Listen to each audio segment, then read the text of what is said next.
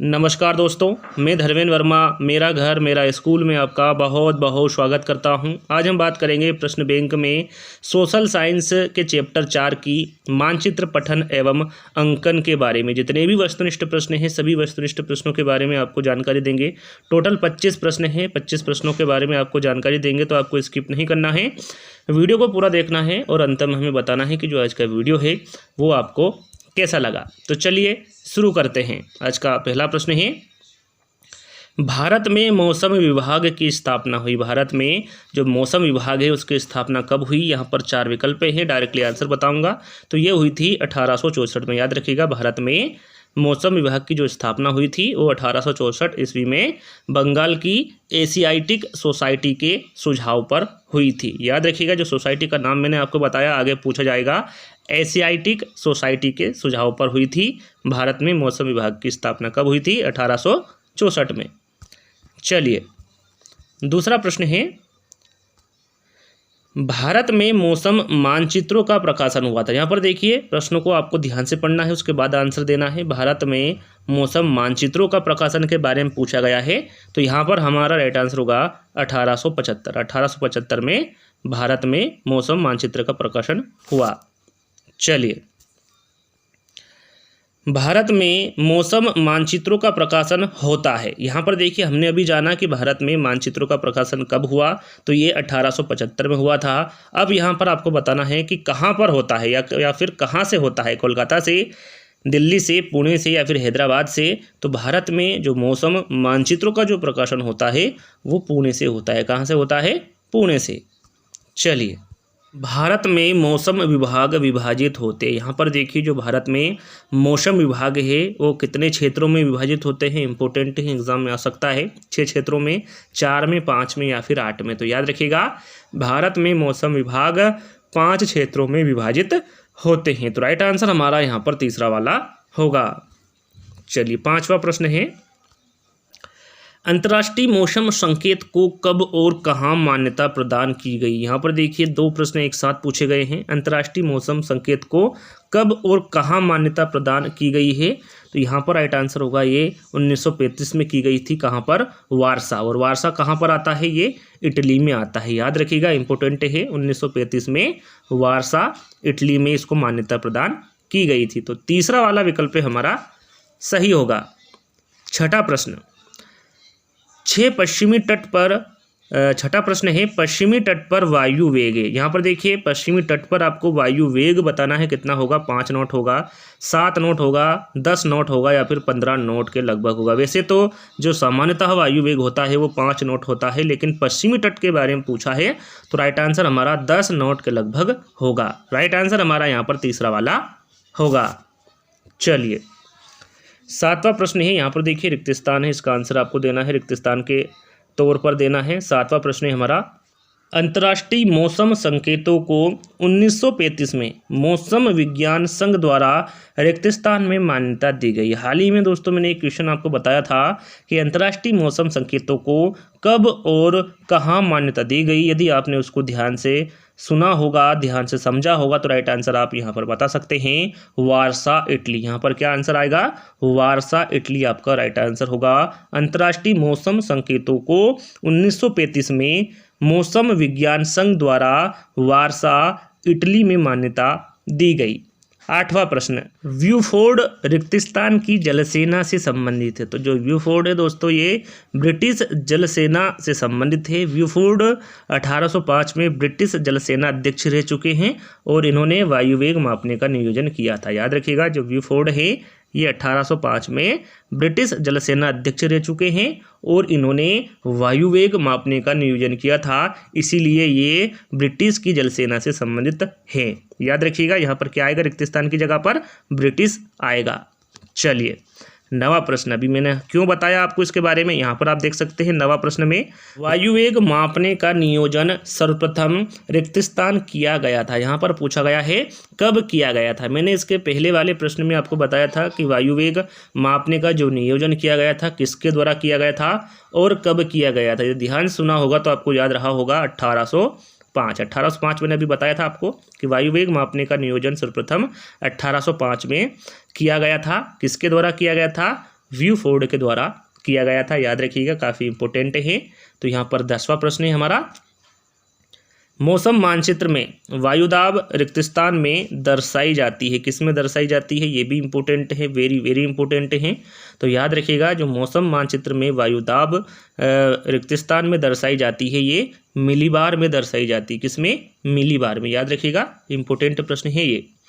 11वां प्रश्न, मौसम मानचित्र तैयार करते हुए मौसम दशाओं व तत्वों के निरीक्षण एवं अभिलेखन का केंद्र रिक्तस्थान कहलाता है, क्या कहलाता है, तो ये वेधशाला कहलाता है। याद रखिएगा, मौसम मानचित्र तैयार करते हुए मौसम दशाओं व तत्वों के निरीक्षण एवं अभिलेखन का केंद्र वेधशाला कहलाता है। यदि एग्जाम में पूछे कि वेधशाला किसे कहते हैं, तो भी आप ये आंसर लिख सकते हैं, मौसम मानचित्र तैयार करते हुए मौसम दशाओं व तत्वों के निरीक्षण एवं अभिलेखन के केंद्र को वेधशाला कहते हैं। आप यदि 1 नंबर का प्रश्न पूछे तो आप ये आंसर दे सकते हैं, लेकिन यहाँ पर रिक्तस्थान पूछा गया है, तो राइट आंसर हमारा यहाँ पर क्या होगा, वेधशाला होगा। चलिए 12वां प्रश्न है,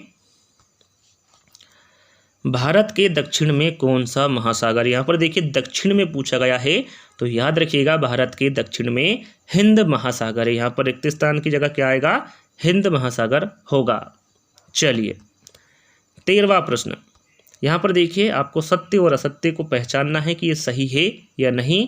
भारत में मौसम विभाग की स्थापना 1880 में हुई थी, ये सत्य है या फिर असत्य है। तो जैसा कि आपको मैंने पहले ही विकल्प में बताया है कि भारत में मौसम विभाग की स्थापना कब हुई थी, ये मैं आपको बता चुका हूँ। तो ये आंसर जो है ये तो असत्य रहेगा, लेकिन आपको कमेंट्स के माध्यम से बताना है कि भारत में मौसम विभाग की स्थापना कब हुई थी, आपको याद है या नहीं। आप कमेंट्स के माध्यम से इसका आंसर जरूर देंगे, आपका सही है या गलत मैं आपको कमेंट्स के माध्यम से बता दूंगा, क्योंकि इसका आंसर मैं पहले ही प्रश्न में बता चुका हूँ। तो यहाँ पर 14वां प्रश्न है, मेघ को छाया वृत्तों द्वारा प्रदर्शित किया जाता है, तो ये बिल्कुल सत्य है। याद रखिएगा, जो मेघ को छाया वृत्तों द्वारा ही प्रदर्शित किया जाता है।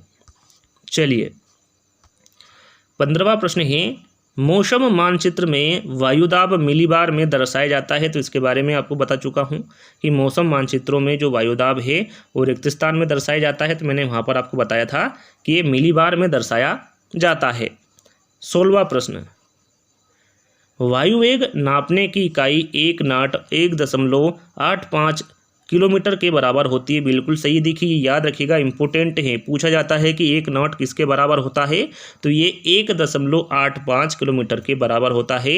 ये आपको सत्य असत्य में भी पूछा जाएगा, या फिर रिक्तस्थान में भी पूछा जा सकता है, या फिर 1 या 2 नंबर के प्रश्न में भी इसका आंसर आपसे पूछा जा सकता है। तो याद रखिएगा, वायु वेग नापने की जो इकाई 1 नॉट होती है वो 1.85 किलोमीटर के बराबर होती है, ये जरूर आपको याद रखना है। चलिए, तो ये जो कथन होगा वो क्या होगा, सत्य कथन होगा, ठीक है।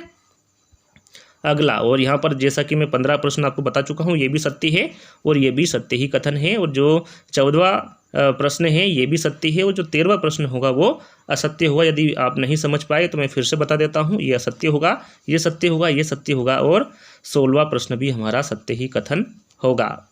चलिए 17वां प्रश्न है, भारत 3 ओर से जल से घिरा हुआ है, बिल्कुल सही है, भारत 3 ओर से ही जल से घिरा हुआ है, तो ये भी सत्य कथन होगा।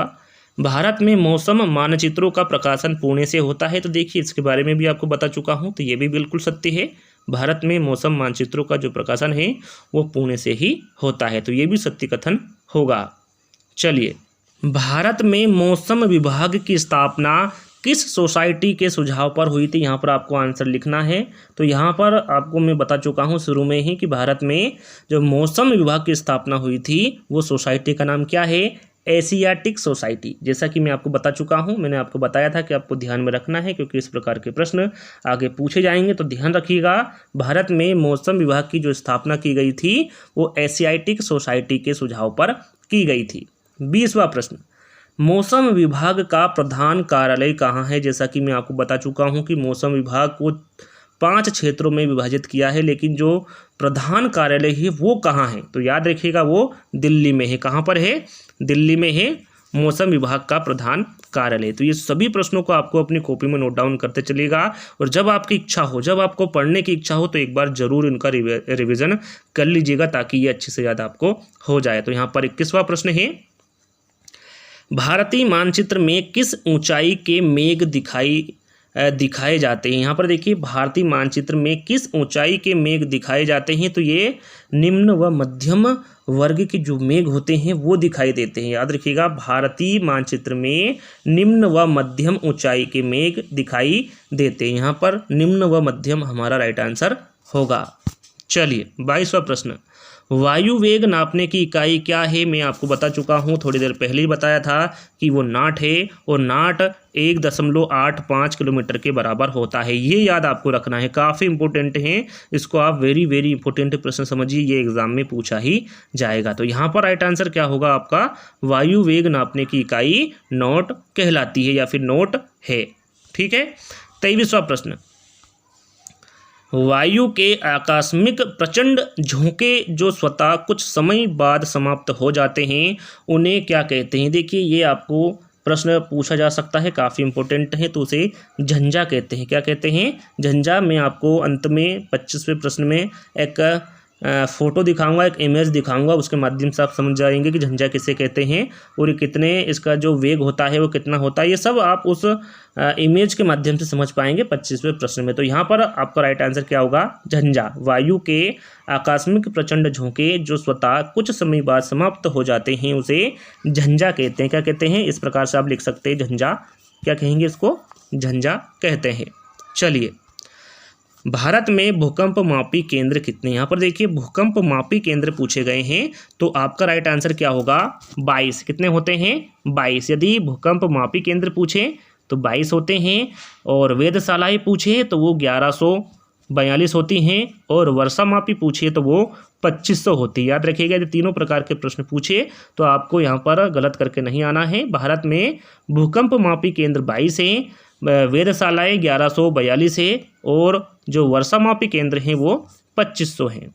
चलिए, अब आपको यहाँ पर सही जोड़ी मिलान करना है। मंद समीर, सर्वाधिक तीव्र वायुवेग, CM, प्रबल समीर, झंझा और झंझावात। मैंने आपको बताया था कि झंझा मैं आपको बताऊंगा एक इमेज के माध्यम से। तो यहाँ पर देखिए इन जो 6 यहाँ पर मंद समीर, सर्वाधिक तीव्र वायुवेग, CM, प्रबल समीर, झंझा और झंझावात दिए हुए हैं, इसको आपको थोड़ा सा ध्यान रखना है ताकि आप जो मैं इमेज बताऊं उससे आप समझ सके। देखिए मंद समीर पूछा है, सबसे पहले क्या पूछा है, मंद समीर। तो यहाँ पर आप देख सकते हैं ये वायु मापन संकेत होते हैं जिसके बारे में पूछा गया है।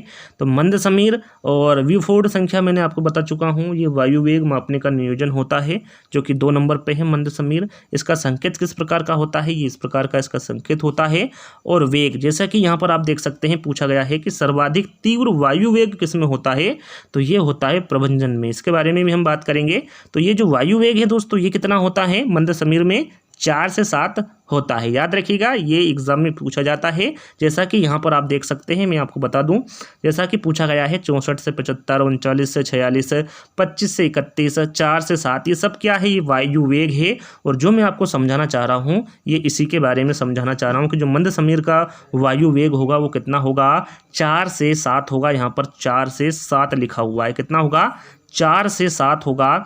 और सर्वाधिक तीव्र वायु वेग किसका होगा, तो ये प्रभंजन का होगा। जैसा कि आप यहाँ पर देख सकते हैं, सबसे नीचे चलेंगे, यहाँ पर आप देख सकते हैं प्रभंजन लिखा हुआ है। इसका जो संकेत चिन्ह होता है वो इस प्रकार का होता है और इसका जो वायु वेग होता है वो कितना होता है, 75 से अधिक। यदि पूछे कि 75 से अधिक वायु वेग किसका होता है, तो वो प्रभंजन का होता है। ये भयानक क्षति पहुँचाती, जो हवा चलती है वो क्या होता है, जो वायु चलती है वो भयानक क्षति आपको पहुँचा सकती है प्रभंजन में। याद रखिएगा।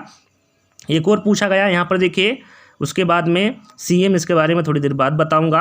प्रबल समीर, झंझा और झंझावात के बारे में देख लेते हैं। तो यहाँ पर आप इस इमेज के माध्यम से देख सकते हैं झंझा, झंझावात और प्रबल समीर, ये तीनों पूछा गया था। तो देखिए जो प्रबल समीर है इसका संकेत किस प्रकार का होता है, झंझा का यहाँ पर आप संकेत देख सकते हैं और झंझावात का यहाँ पर आप संकेत देख सकते हैं। वायु वेग यहाँ पर आपको देखना जरूरी है, 25 से 31, 39 से 46 और झंझावात का होता है 64 से 75। ये तीनों ही याद रखिएगा ताकि आप यहाँ पर राइट आंसर लगा सके। तो यहाँ पर देखिए शुरू से चलते हैं। मंद समीर की जो वायु वेग होगा वो क्या होगा, 4 से 7 मील होगा। सर्वाधिक तीव्र वायु वेग मैं आपको बता चुका हूँ, ये कौन सा होगा, प्रभंजन होगा। सीएम के बारे में अभी थोड़ी देर बाद हम आपको बताएंगे। प्रबल समीर के बारे में, प्रबल समीर क्या है, चारों विकल्पों में आपको मैंने बताया था वायु वेग कितना होता है प्रबल समीर का, तो ये होता है 25 से 31। राइट आंसर देखिए हमारे ये वाला होगा इसमें। झंझा के बारे में आपको बता चुका हूँ, ये 39 से 46 तक इसका वायु वेग होता है, और झंझावात का होता है 64 से 75। समीर का होता है 4 से 7, और सर्वाधिक तीव्र वायु वेग प्रभंजन होता है। और सीएम या फिर केल्म कह सकते हैं, ये शांत होता है। देखिए यहाँ पर शांत हिंदी में लिखा हुआ है, और काल्म जो लिखा हुआ है इंग्लिश में लिखा हुआ है, और इसका शॉर्टकट फॉर्म क्या होता है, सीएम होता है। यहाँ पर जो दूसरी इमेज लगी हुई है, इसके माध्यम से आप मेघाच्छादन के संकेत होते हैं, वो यहाँ पर आप देख सकते हैं। समुद्री तरंग की दिशा अक्षरों के रूप में प्रकट की जा सकती है, तो ये जो शांत हैं इसको सीएम से दर्शाते हैं। वैसे ही यहाँ पर आप दुर्बल, संयत, अशांत, घोर अशांत, इसको भी आप याद कर सकते हैं कि ये किस अक्षर से इनको दर्शाए जाते हैं। यहाँ पर आप देख सकते हैं ये निम्न स्तर है, ये उच्च स्तर है, इनकी मात्रा भी यहाँ पर इस इमेज के माध्यम से आप देख सकते हैं। ज़्यादा आपको ध्यान देने की आवश्यकता नहीं है, जो इस जोड़ी में दिया गया है उसी को आपको याद रखना है। तो वैसे तो आप समझ ही गए होंगे, एक बार फिर मैं इस जोड़ी को मिलान कर देता हूँ। मंद समीर का जो वायु वेग होता है वो 4 से 7 होता है। सर्वाधिक तीव्र वायु वेग प्रभंजन का होता है। सीएम शांत है। और प्रबल समीर क्या होता है इसके बारे में आपको बता चुका हूँ, ये 25 से 31 मील होता है वायु वेग इसका। झंझा का होता है 39 से 64, और झंझावत का होता है 64 से 75। ये इस प्रकार की जोड़ी मिलेगी जो कि काफ़ी इंपॉर्टेंट है। मैंने एक एक प्रश्न आपको अच्छे से समझा चुका हूँ, तो मुझे लगता है आप समझ गए होंगे। कभी एग्जाम में यदि किसी के बारे में पूछे इस 25 प्रश्नों में, तो आप गलत नहीं करेंगे। तो आई होप आपको समझ में आ गया होगा। तो जल्द ही दोस्तों इसके अगले पार्ट में मिलेंगे, जब तक के लिए धन्यवाद।